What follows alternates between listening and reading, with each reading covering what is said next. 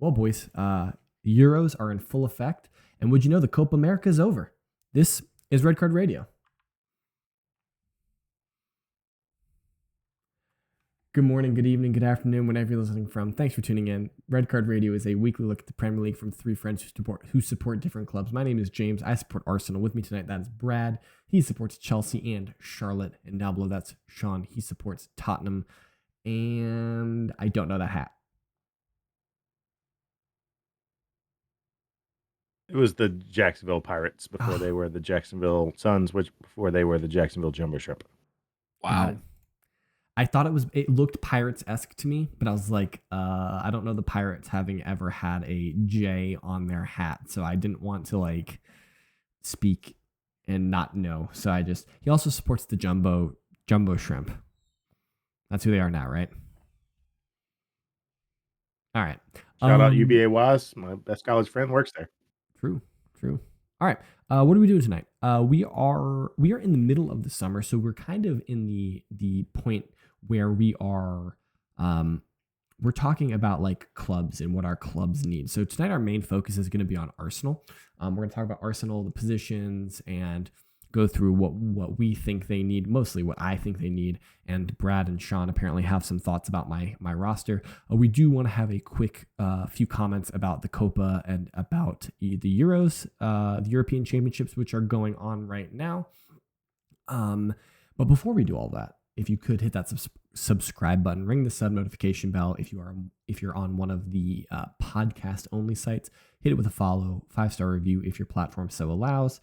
Drop a comment on YouTube as we fight the YouTube algorithm together, and try and finish this video all the way to the end, because that also helps the algorithm.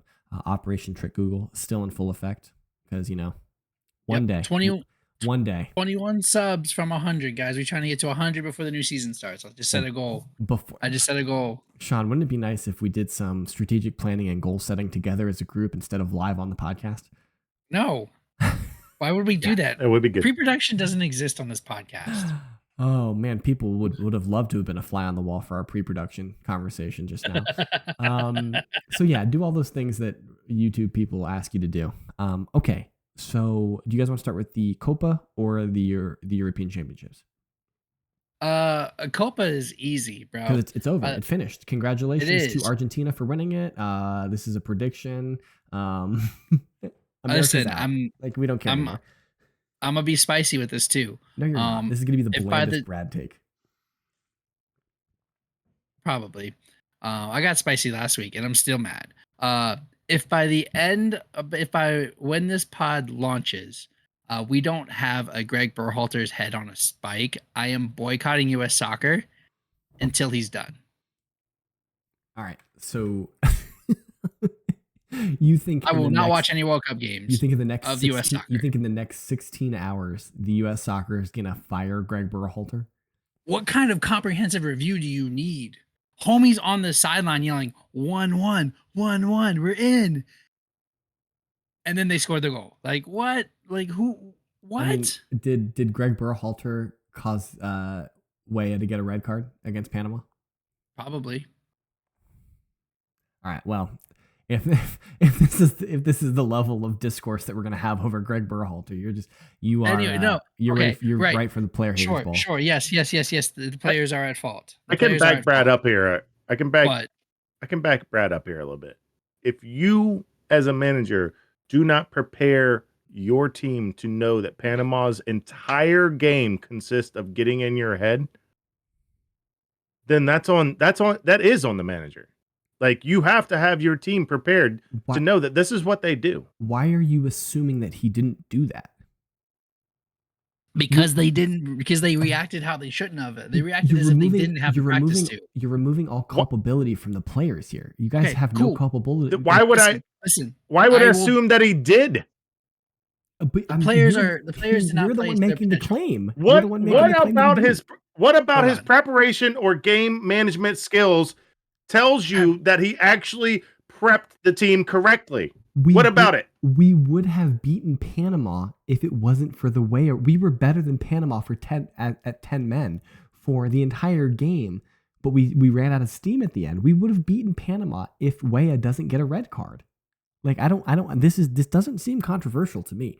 I think that we are way too quick to throw him under the bus. No, homie was fired. The U.S. Soccer Federation. This is on We're their way hands. too slow. This way is on too their slow. hands too, because they spent $1 million to hire him. I agree with you. I agree with you in that regard. But like the way we play is not good for the team. The team's preparation wasn't good. Our issue I think our issue has nothing to do with manager. It has everything to do with availability of good players. We don't have enough good players to succeed at international tournaments. We're fine in CONCACAF because we have the best squad in CONCACAF. But when we get outside of CONCACAF, we don't have the best squad anymore and we lose to teams. Okay. And I 100% accept that when we're playing the CONMEBOL, I 100% accept that we were not going to win this tournament. I still think it's a failure to not even sniff the semifinals. I think. All right. You're I've got a suggestion. We should have made it out of this group. You're saying semifinals, that we have to be one of the best 4 teams in North and South America, better than Chile, better than Argentina, or at least at the same level as Chile, Argentina, Brazil, USA, sniffing. like I said Uruguay. Sniffing. I said that quarterfinals match needs to be tight. I'm just saying. I think that quarterfinals match needs, like, if it's 1-0 we lose, okay, cool. Or if there's a bad ref decision we lose, cool. We're talking about bad ref decisions. We could talk to this. What were you gonna say? Hey, look, I'm all for that ref though. If he gets Berhalter, all I'm saying is that listen. Southgate and Berhalter need to be the next to investigate the Titanic wreckage. Wow. Homie wants them imploded. All right. Well, speaking of Gareth Southgate, he's got his team into the quarterfinals of the European Championships. He gets to fight. He gets to play against the fighting Granit Xhaka's. Barely. They still in it. See, so all right, so let's assume England gets to where despite him should. 100% despite him. I agree. But England should be better performing than they are. Let's assume that somehow the inertia of this team takes them to the semis. Right? They're losing to Switzerland, but okay, continue. I'm not arguing with you. I'm okay with your thought experiment. They actually might, but let's say they get past Switzerland, right? And then they lose the next one. Is Southgate on the plane home, or has he got to find his own transportation? He's on the plane, but I don't think he gets the World Cup. I think the only way that Southgate, I think they Lane Kiffin his ass. No. He's fired on the tarmac. He's Lane Kiffin. No. Fired on the tarmac, buddy. If they lose to Switzerland, that might happen.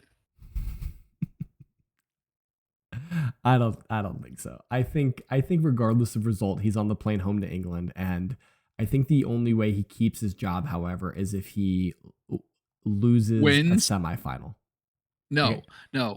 He has to win the Euros to keep his position. I think if he gets to the semifinal, but my question is, who are you going to get that's better than him? I mean, there are a lot of everybody. There's a lot of managers that are better than him, but who is going to take that job? Give me some managers. Me. All right, my man stopping 5 out of 10 penalties against Zlatan, and he is the next manager of the English national team. All right, you heard it here. Whoa! You are misremembering history. I said I would stop one, and I didn't even say I would stop one. I said he would not. He would score 9 out of 10. No. You were way more confident in yourself. Down. I'm gonna go. You back. said I'm stopping one. I am athletic enough. I have the wingspan of a whatever. He's gonna get cheeky. He's gonna get cheeky. He's gonna try something. I got one. He's gonna get cheeky. He's gonna hit it right down the middle, and you're not gonna stop it. It's going right through your tummy, right into the back of the net. All right. Me. I'm better than Southgate. You are not saving this ball. Yes. But I won't argue about the Southgate thing because. All right. What are his only experience was youth. Right, he was the U23 English coach. So the quarterfinal matchups we have, actually, there are some bangers here. We got Spain versus Germany, Portugal versus France, England, Switzerland, and Netherlands, Turkey. So those are some bangers. That should be a good one. Yeah, we don't have the Copa quarterfinals yet because those are happening right now as we are recording. So they're not happening, but the final group matches are happening as we're recording. So we can't give you guys updates on that. But okay, that's it. Those are our international tournament updates. 10 minutes in. Brad, what are we doing now? Sean, what are we doing now? Arsenal? I think it's time to talk about Arsenal. Let's do it. What do you guys? All right. What questions you got? I got answers. So we're gonna start at the back. I think we start at the back. Raya's locked in, right? I think Fab said that's done, and I think it was done last summer. Yeah, it's not officially official yet, but a word on the street is that Arsenal sent a check to Brentford or however that happens. However it happens to make it official. Apparently that happened today. It just hasn't been publicized, hasn't been announced yet. I would imagine it'll happen in the next within the next week probably, and maybe they wait until after the Euros are over. I don't know, but it's right. When Spain's out, then they announce he's there. Yeah. I mean, post July 1, we knew that was going to be a thing. All right, so Raya's your number one, I'm assuming. Yep. What do you do with Ramsdale? You sell him. Okay, we're moving on Ramsdale. So you're gonna need a backup, right? Or is this Carl Hein worth anything? Well, we just re-signed Carl Hein to a long-term deal. We let Arthur Okonkwo, I think is how you say his name. Maybe I'm getting that wrong. He was the Wrexham goalkeeper last year. We let his deal expire, and he is subsequently re-signed with Wrexham to be their goalkeeper. So that would be my only question here: is why would you have done that? He's a 20 to 21-year-old English. Because Hein is also 22. And so the idea is that you can't have two 22-year-old goalkeepers on your roster, right? This is the same issue that Arsenal Why not keep the English one for homegrown? Because I think Carl Hein probably is going to count as homegrown regardless of his nationality because he's been at the Arsenal Academy for so long, would be my assumption. And so the homegrown aspect probably isn't an issue.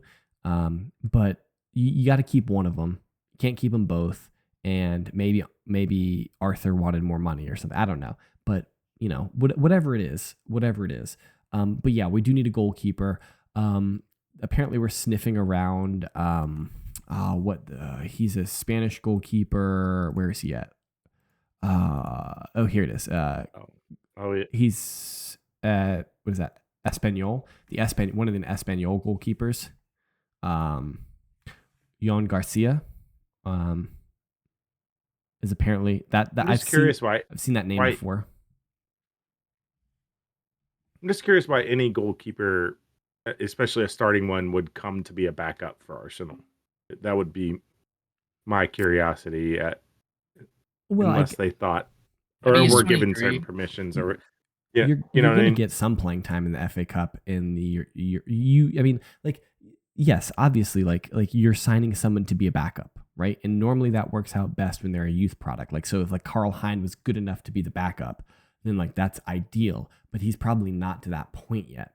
In an ideal world, Ramsdale would be happy to be the backup, but he's not. And if Ramsdale has value, the highest point at which his value is highest right now, in order to maximize profits on him. So like you kind of have to sell Ramsdale and get it by somebody. So you just have to find somebody who's willing to be a backup. Whether that's like you go the Man City route and you sign an old head because they have Ortega as their main backup, but then they also have Scott Carson, I think is his name, as the backup. And because Ortega wants out, Ortega wants to be a one somewhere. He wants to go play full like all the time. And so you either get a young goalkeeper who's willing to understudy for a couple of years with the guarantee that they'll be able to fight for the number one shirt, which at Arsenal, we have shown in the past 5 years under Arteta that he's willing to let goalies fight for position. Ramsdale did it to Leno. Raya did it to Ramsdale. Maybe new goalkeeper does it to Raya. So like, it's not unheard of at Arsenal for the backup to usurp and become the number one.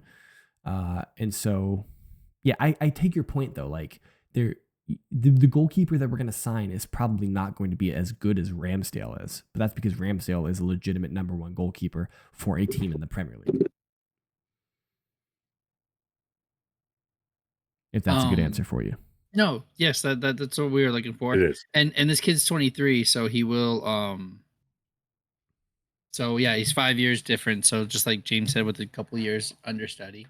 Cool. So are you happy if that is what happens at with goalie? Are you happy with your goalies? I mean, yeah, generally I'm happy with Raya. So Right. I mean, cool. Shall we slide him up to defense? All right, so your listed center backs are Saliba, Gabriel, and Timber. We know that is not how Arsenal work. That is not. Timber would probably be playing a left back situation in a normal situation, and Kivior and Ben White can play center back. So that's not your having only 3 listed center backs is not all of your center backs. true. So Yeah. do you need depth at center back? I think would be my question pointed. I think the idea is yes. I think I read the other day that Ben White and Tomiyasu are both seen as suitable replacements for Saliba, I think, at the right-sided center back. But I mean, Tomiyasu can play every position across the back line. So like Tomiyasu is super versatile. He's very tall. Ben White is obviously a center back. Like he's been a center back for long periods of his career, and he's, so like he could play. He played next to Gabriel for a year before he got switched over to right back when Saliba came in, and we had a very good defense with Gabriel and Ben White. So I think that there's talk that they feel pretty confident in that right-sided center back role. But if we do sign a center back this summer, it would be for that left-sided center back backup. So it would be depth for Gabriel. But to your point, Kivior can play that position. Tomiyasu can play that position. I think it all kind of rests on if Kivior wants to move on this summer. If Kivior wants to move on because he doesn't see himself getting enough playing time at Arsenal, then I think that there would be need for a backup, another player. Now, who that player is, in Arteta and Edu we trust. I don't know, but that I think is the idea. Yeah. How do you replace how do you replace a guy that's a left back, left center back, whatever? Like, how do you replace a guy like that? I mean, yeah, there's not many Tomiyasus of the world. So ideally, if you could find another Tomiyasu, that would be great. But I don't know. It's hard because, like, especially if you look at Arsenal, Arsenal have arguably the best center back pairing in the league, and so like, if you're being signed if you're a center back and you're being scouted by Arsenal and they call you and they're like, "Hey, we want to sign you," you're like, "Well, I'm obviously not being signed to be a starter." So I know, like, I'm gonna be a backup, and so it has to be a young player or an older player.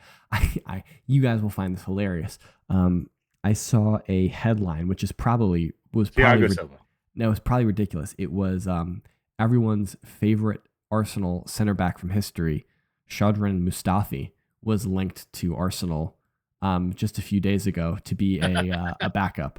I don't think it's true. I think it was BS, but I saw that and I had a hearty chuckle. But yeah, I think it rests on Kivior. If you think about left back or right back, left back is Timber. If it's fit, if everyone's fit, Arsenal's back four on the first day of the Premier League will be Timber at left back, Gabriel, Saliba, Ben White. That would be the back four if everyone's fit. And then that'll just be the question is whether or not does Zinchenko want to stay at Arsenal and fight for his position against Timber? Does he feel like he has enough playing time? Does Arsenal want to keep Zinchenko? Do they feel like he is still what we need as a backup? And then on the right side, Ben White, Tomiyasu, those both seem very reasonable. I think if Zinchenko moves on, then I think we probably look for another left back-esque player. Whether that's a left-sided center back that can play left back, I don't know. But Kivior can also play that position. He played it like 10 times last year or something like that. So, we have when we think about the Arsenal back line, we have a lot of versatility across the back line in terms of who can play which position. So I'm not super concerned, but it really just depends. Do you want to strike a dagger in my heart? I would love to. What am I doing? You have just described Jan Vertonghen. Nah, he's too old. I think. I don't think older. I also don't think he would. An old player who can ride the bench and play left back, play left center back. He probably wouldn't, but you have described him, an older player that's willing to play the bench for a competing team. You know what I mean? We technically have Kieran Tierney and Nuno Tavares on our books right now, but both of them are going to be moved on. There's not That's sad for Tierney. Tierney's issue is he got injured and he couldn't stay healthy, and he is more of a traditional halfback, whereas Arteta really likes to invert the left halfback. Like, he wants his left fullback in the midfield. He doesn't want them, overlapping. And that's what Tierney's great at. Tierney is a great overlapping halfback that can whip crosses in. He's really good at that. But if you ask him to come into the midfield and be a possessive midfielder, that's not really his game. And so it just didn't work out. I love Kieran Tierney. He was one of my favorite Arsenal players for many years. He's got the right mentality. He works super hard. He's constantly fighting for the badge. But at this point, I think what's best for his career is to move on. And I think he knows that. I think Arteta knows that. And I think he's going to move on. And I hope that he goes somewhere, and I hope he plays a lot and doesn't get injured. Yeah, that's the biggest concern. All right, you have stay healthy. 3 players. You have 3 players that do the same thing. Declan Rice, Partey, Jorginho. Yeah. Tell me who moves on. Well, it's obviously not Jorginho because he just signed a contract extension. It's obviously not Declan Rice. Obviously not Rice. We just paid $105 million for him a summer ago, and so that leaves Thomas Partey. Thomas Partey is 31. He's not the oldest of the crew. That would be Jorginho. But Partey has the most value in the market. Now, interestingly enough, I think our midfield would be best with both Rice and Partey in it. If you would push Rice into that left-sided 8 role, and you have Partey as the 6. I think that's with Odegaard on the right. I think that's our best midfield 3. And we only saw it a handful of times last year because of Thomas Partey's injury record. The biggest issue here is that Thomas Partey can't stay healthy, which is insane because he had an impeccable injury record when he was playing for Atletico. Like, he was almost never injured. And then he comes to Arsenal, and he's had, I think this is his 4th year with Arsenal, and he's had 2 almost season-long injuries over, and it's never like an ACL. He's never done an ACL. He has a niggling hamstring issue that persists for 7 months or something like that, and he just can't get healthy and stay healthy. And you know what they say about your best ability, Sean, right? It's availability. Oh. Availability. Yes, exactly. And Thomas Partey doesn't have availability. So if Saudi Arabia wants to sniff around and pay us $20 million for him, I think you would move him on. I won't be upset. I won't be upset if come August 13th or whatever it is, Thomas Partey is still on the squad. I actually would be very happy because I think he is a useful player that could help us this year. But I wouldn't be surprised if he moves on. All right, so you think Partey's moving on? Lokanga is probably moving on. Oh yeah, Lokanga. He is essentially a Sevilla player already. We're doing a loan with an obligation. Cool. Essentially, the sticking point and why it hasn't been announced yet is the obligation price hasn't been set yet. Sevilla wants an 8 million euro or pound obligation. Arsenal want 12 million. So once that gets settled at 10 million with a 3 million pound loan move, add-on, yeah, and then some add-ons, whatever. Yeah, whatever it is. So he's gone. Okay. So we have a couple of interesting names here, though. Yep. You have Kai in the midfield that you just paid that money for. Is he so you said your best midfield? Are you playing him at striker still then? Yeah. I mean, I guess we'll get to striker in a second. So okay. Yes, I think in my world, Kai Havertz is an attacking player, not a midfielder. Is he forward? Yeah, he's not a midfielder. forward. Okay. So he's not playing your 8 role or your 10 role. I think he can, but I don't think that's where he thrives. Cool. Fabio Vieira. Don't know where he's been, but he's still on the roster. So he was Okay. injured. He got injured in like October, November, something like that. And then he was healthy, but he never, apparently, this is what the rumors were earlier a couple weeks ago, was that he just never showed Arteta enough in training to make it back into the team. Okay. So is he gone? I don't know. Probably, but Okay. I'm not And sure. if he is gone, are you bringing somebody in? I don't think so. Okay. See, this is over the course of like 3 years. Emile Smith Rowe kind of became like he was the preeminent like Arsenal attacking midfielder, and then we signed Martin Odegaard on loan. And I remember this because Sean, you were like, "Why would you sign Odegaard if you have Emile Smith Rowe?" Right? You guys asked me that question 2.5 Yeah. years ago, and it was a legitimate question. Maybe it's Good. 3.5 years ago. I don't remember how long ago it was. It Yep. was a while. And then the summer after we signed Odegaard permanently, we signed Fabio Vieira, and it's like all three of these players do the Same same. summer. They all do the same thing. Was it the same summer? Yeah, because we were both like, why? Because like it just came out of left field. It felt like it was like an agent, like I think it was just he was available. He was a young talent, and yeah. So I wouldn't be surprised if he goes on loan this summer somewhere. Just because I don't see him getting a lot of playing time at Arsenal this year, injuries notwithstanding. Okay. And so the next one, you kind of brought it up already. What happens with your boy, your number 10, Emile Smith Rowe? Did you want to ask something real quick, Sean, or? I was jumping ahead, so go ahead with that one. I'm conflicted. I'll be honest. I'll be honest. I'm conflicted about Emile. I want Emile Smith Rowe to be an Arsenal legend. I love the player. I think he is great. I love the fact that he is academy. He was like one of the few players, like him and Saka, put us on their back when we were falling apart. So I have a lot of admiration for him as a player, and I want him to succeed. I don't know if Arteta is going to ever play Odegaard and Smith Rowe at the same time in the midfield. And so I think Smith Rowe is kind of vying for playing time in the Martinelli position, but then you also have Trossard out there.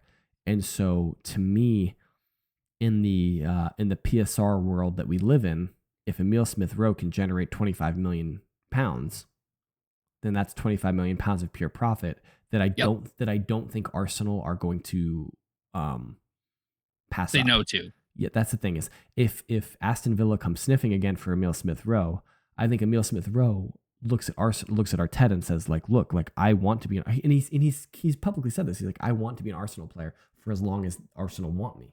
And so if he looks at Arteta and he's like, look, like I want to be an Arsenal player, like do I have a pathway into the team? Can I play? Like, and the answer is like no. Well, then I think that he moves him on. I want him to stay. So like selfishly, I want him to be in the team. Okay. Hey, look, that's 100% fair. That's why we're doing this. Is our opinions. That's the best part about this podcast. You get our 3 chucklehead opinions. All right. So I think we're moving on to attackers. Sean, I think you had some questions here.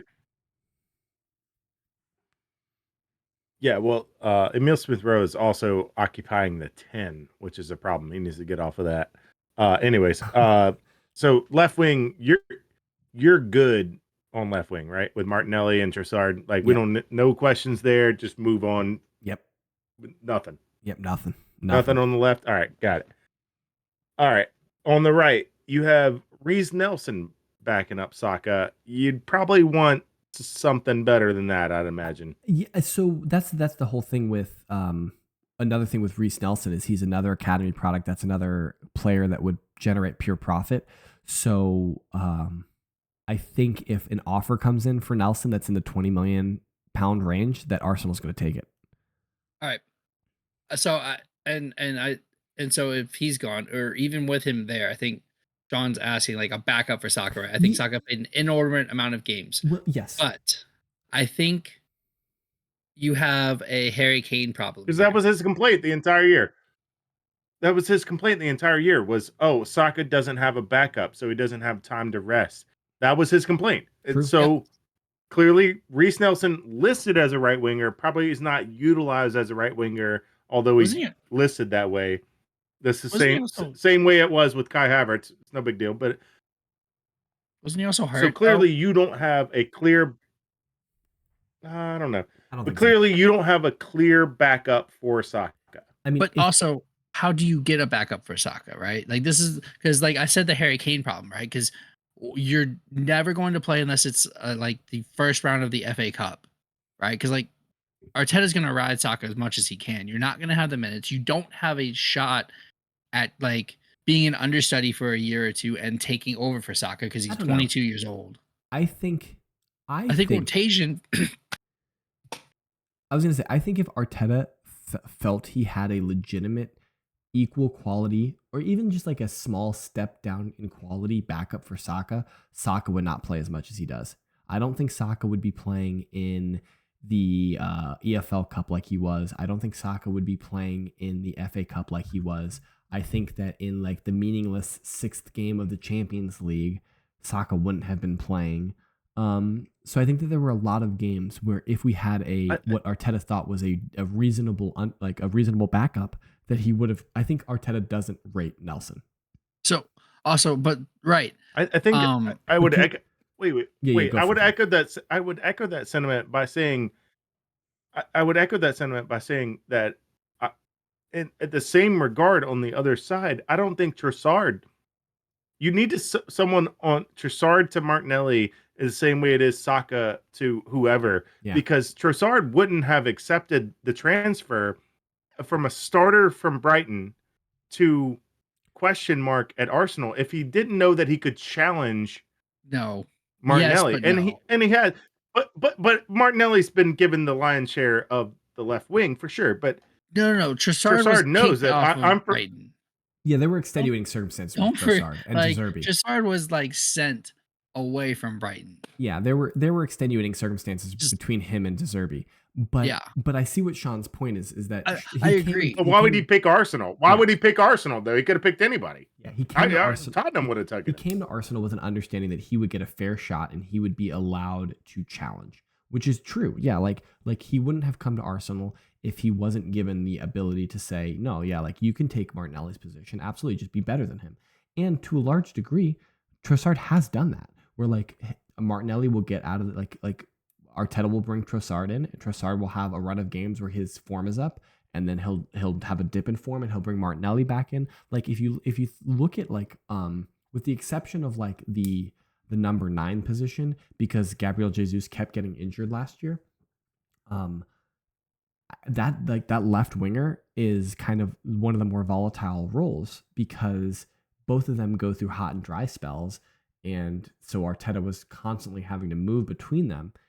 And so, yeah, like I think I take your point, Brad. It needs to be somebody, but like, how do you say you're going to sign for Arsenal when they've got Saka there? But at the same time, you need to find somebody like a Trossard type player who is maybe not as good at Martinelli at certain things, but better than him at other things. Trossard is better coming in field than Martinelli is. Martinelli's faster than Trossard. Yeah.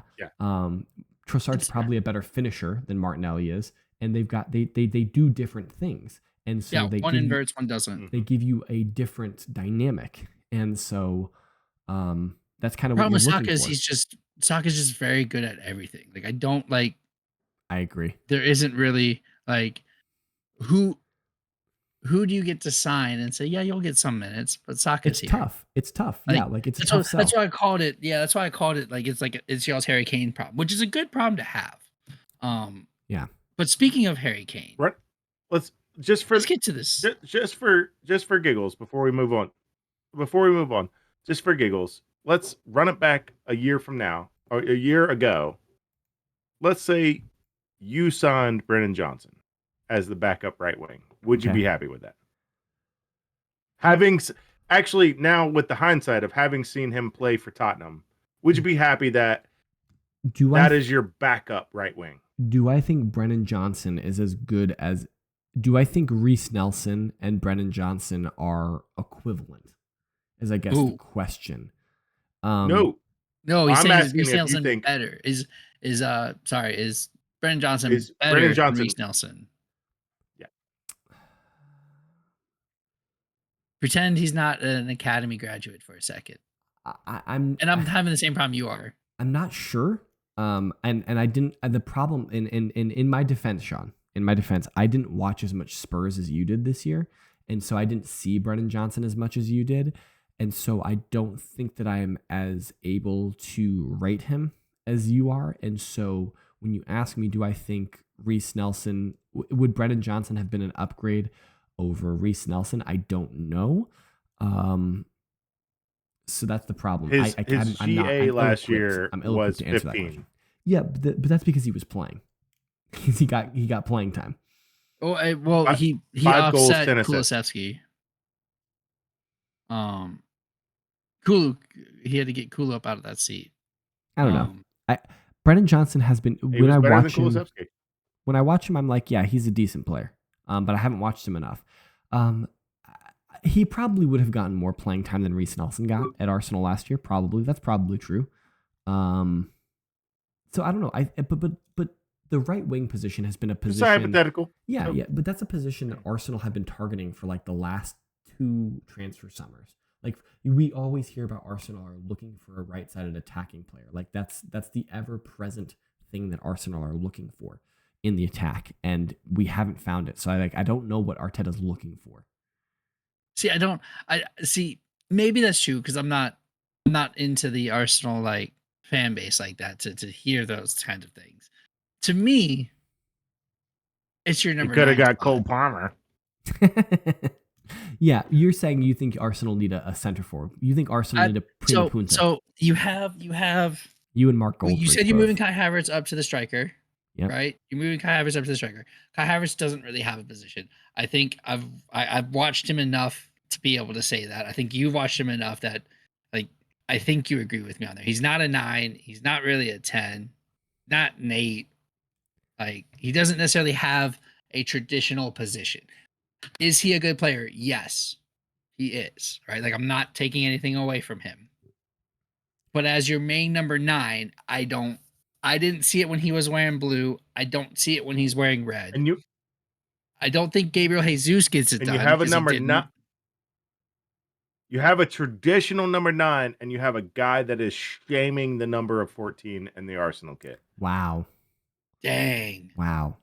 I wasn't even gonna go to Nketiah because like if he's happy to be a third wheel or a second stringer, then like ride with like that's a great option as a third choice. So I wasn't gonna go there. I was like I think the same way that you asked, is Zinchenko moving on? Are you moving on from Jesus and bringing in a different striker? I don't. Because you guys have been linked with. We've been linked to the same strikers. Like, yeah. How much of that is agent spin? How much of that is actual truth? We don't know. Of course, but there's enough smoke that there's got to be some sort of fire. Yeah. I don't know. I don't think that we're moving on from Jesus. And the reason is because he started off the year injured. So he went to the World Cup a year and a half ago, got injured at the World Cup, couldn't get fit for the end of the season, and then got injured in preseason. And like his injury, he had like a niggling a knee thing for like 15 months, it seemed like.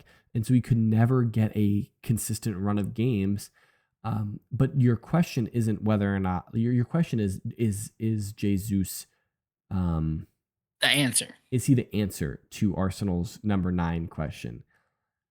I mean, he's not Victor Osimhen. He's not Alexander Isak. He's not Erling Haaland. I mean, I think he's I personally think he's better than Richarlison. I personally think he's better than Nico Jackson. I personally think he is better than Darwin Nunez. I think he's better than Rasmus Højlund. I don't think you've said a wrong thing yet. Yeah, like so I think like I don't think he's a bum is the problem. Like is he as good as Julian Alvarez? Maybe not. I don't know, maybe that's equivalent. He's obviously not as good as Harry Kane. He's not as good as Watkins. Erling Haaland. I don't know. Is he as I'm good as Watkins above him. I mean, I don't know. I don't know. I'm putting him in that same like with what you said. Yes, he's better than Charleston. Yes, he is better than Nico. There, I said it. But I think I put him in that kind of like 2nd, 3rd tier. You put him in the 1B, not the 1A, and you put Ollie Watkins in the 1A. You think correct? You think Jesus is better than Ollie Watkins? Me? No, that's Sean, not what I said. Sean's asking me that question. Okay. I was like, no. Okay. I don't know if Ollie Watkins is significantly better than Gabriel Jesus. I think if you put Ollie Watkins on this Arsenal team, you guys dog walk the league. All right, let's do it. I'm down. Let's give it a shot. Let's dog walk the league. I'm here for it. I agree with him. Okay. I'm look, and that sucks to say as a Chelsea fan, but I think like Ollie Watkins, you guys beat City to the title. We joked about doing a striker tier league, which we never ended up doing. This was a pre-production long ago that we were gonna do like a tier list of strikers. Mine would have had Ollie Watkins right with Isak and Erling Haaland. It's probably that three. I think if you give us Isak, I agree with that sentiment. Goals. I think if we have Isak, we walk the league. Like I agree with that. I think both of them. Yes. I'm not. And I know Ollie Watkins has the he has the cash to say it because he's done it over the last 2 years. I don't know. He's good. Like I'm not trying to poo-poo Ollie Watkins. Don't get me He's wrong. got the run of form to believe it, but I don't believe it. Like, what are you talking about? What are you doing, some Brad stuff? Like, of course he's done it over the last 15 years, but I don't believe it. He's been injured. What do you mean? Jesus has been injured. And so, he hasn't had a consistent run. Like, he didn't get a consistent run last year. So before he was injured, he stank. Before he was injured, he produced at Man City. He had 10 goals before he got hurt. I'm not. It's been 18 months since he did. When he was with Arsenal, he came in and scored 10 goals in the first 7 games. And then the World Cup happened, and then he got injured. So right, but what have you done for me lately is always a thing. Because he's been injured. I'm just saying, what have you done with me? What have you done for me lately is always a thing, yes. Especially in soccer, especially in football, when you can go out and the clubs now, PSR's reset. Just kick the ball into the net. You can go spend $100 million on a striker. Here's my question. Does James think that Arsenal, the club, is going for another striker this summer for the 3rd year in a row? Because you said Havertz is playing as an attacking striker player. It kind of seems like, to your point, where there's smoke, there's fire. It kind of seems like Arsenal are in the market for a center forward. So I won't be surprised if we sign a center forward. I would be shocked if we spent $100 million on a center forward. If we're spending $100 million on a center forward, I would like to write that check to the Saudi Arabian wealth fund and buy Isak for $100 million. That's who I mean.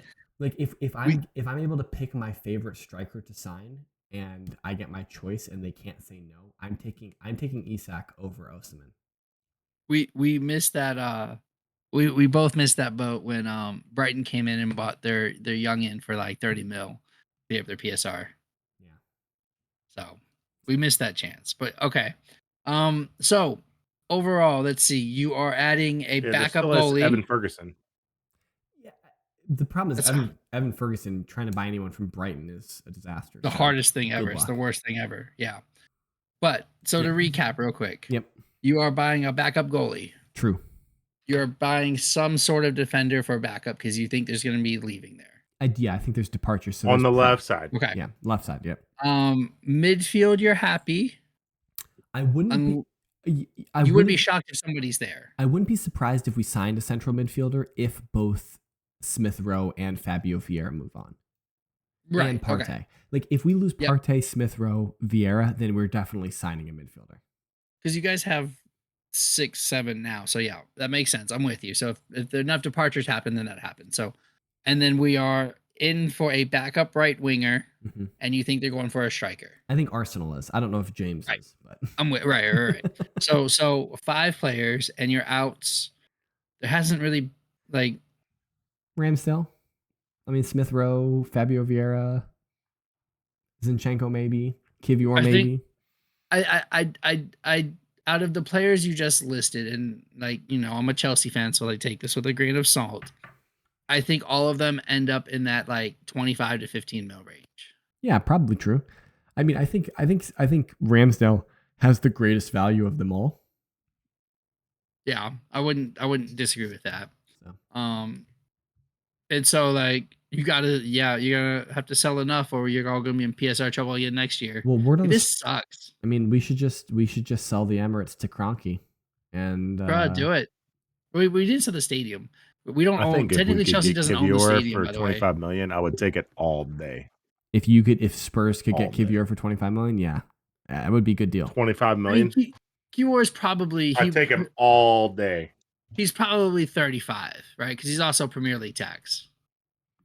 35, 40 is probably his. Yeah. Let me 25. I think he's probably your most valuable. 25, 35 million. I don't see anybody coming, because we've got to convince him he's not starting over Van de Ven, and he's not starting over Udogi, but we need him there to do both. Yeah. That would be the idea. Yeah. Oh, yeah, I don't think you're getting 35, 40 for Ramsdale. Oh, I don't think so either. I think he's going to go for like 25. Yeah. So I think your most valuable is Kiwior if he decides to go. We'll see. We'll see what happens. I mean, like, look, the official season has started as of 2 days ago when this pod comes out. Oh, the transfer window. The transfer window's been going since January, since June, 14th or something like that. The transfer window has been open. I thought it opened on July 1st. No, the transfer window has been open. PSR the new resets. season. The new year starts July 1. Like the new calendar year for the Premier League starts July 1. Are you Julia? I'll keep talking so you can Google to make sure. Not the new calendar. Yeah, I believe you. Yeah, it opens June 24th. And so June 14th closes August 30th. Yeah, I believe you. And so we had, because you have those 2 weeks to balance your books out, and that's when we saw the shuffling, the academy. How many of those moves actually happened? Quite a few. Villas, Chelsea's, oh man, Leicester. There were quite. No, Leicester hasn't happened yet. There might be. There were quite a few Italian style transfers going on. Yeah, Leicester, Leeds, Villa, Chelsea. Kind of. I don't think we needed to, but we saw opportunities and took them. I thought y'all didn't need to balance the books. No, we didn't. That's what I'm saying. Yeah, I think we saw opportunities and took them. Good point, Sean. I think we were the ones that we used. Brad. Brad. Chelsea's in 3 weeks, bro. Calm down. We'll talk about Chelsea in a couple weeks. No, I'm saying these are the clubs that were doing these trades. I'm just for lack of a better word. We're getting on to 50 minutes in this 25-minute podcast, so we gotta. Oh, hey, that's what we do. We gotta finish it. Send us home, sir. Let us know in the comments what you guys think about Arsenal. Not the Arsenal transfers. Don't just tell us what you think about Arsenal, because I might be the only Arsenal fan that interacts here. I don't need to hear you guys say Arsenal bad in the comments. Please do, though. If you do want to make that comment, I am here for that one. You will get a heart from the official RCR YouTube if you send that one. He forgets that I also have the login for that. Anyway, drop a comment on the video. Let us know what you guys think. If you want to, we have our Discord link in the comments below, and in the description of this video or podcast. You can join us. As always, you can hit us up on X. That guy over there is at KSBradG. Down below, that's at Whiteheart_Sean. I am at James Tiffany. Collectively, we can be reached at redcard_radio. Again, that's all on X. info.redcardradio@gmail.com. info.redcardradio@gmail.com. If you want to sponsor us, Buffalo Wild Wings, we have a sponsor spot for you guys. We've got bones to pick. So we got bones to pick. Clearly, if you heard our Copa analysis. But until then, I hope you all enjoy this, and we will see you all next week. Have a good one.